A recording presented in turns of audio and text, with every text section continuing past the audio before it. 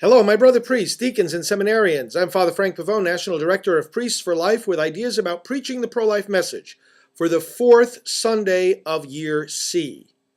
The burdens and blessings of being a prophet. This is what we read of in the first reading and the gospel. And those who promote the culture of life are indeed prophets for our times. The way prophets are treated teaches us to expect rather than to be surprised by persecution and rejection. We should never measure the success of our pro-life ministry or any aspect of our prophetic stance by how much we are accepted. The measure of success, rather, is by how lovingly and faithfully we're carrying out our mission. But rejection is part of the promises of Christ. We see in the writings of Pope Paul VI on evangelization, furthermore, that the witness of life, which is essential to all prophetic ministry, must be also accompanied by the word of life.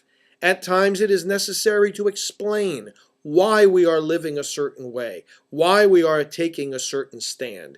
And that, of course, is part of the pro-life effort. In the second reading, we have a whole teaching on the meaning of love. And the pro-life movement is a movement of love. You can think of it this way. We have a whole segment of humanity that has been excluded from the most basic requirement of love, that you recognize the one you love as a person, and you give them the protection of their lives.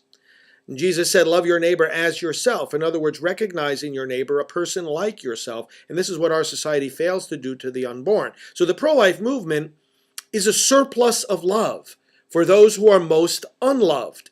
We are loving them extra to make up for the love of which they are deprived. And in a very real way, abortion is exactly the opposite of love. Love says, I sacrifice myself for the good of the other person. Abortion says, I sacrifice the other person for the good of myself. Let us be loving prophets as we speak up for life. Let that be the message of this fourth Sunday of the year. God bless you.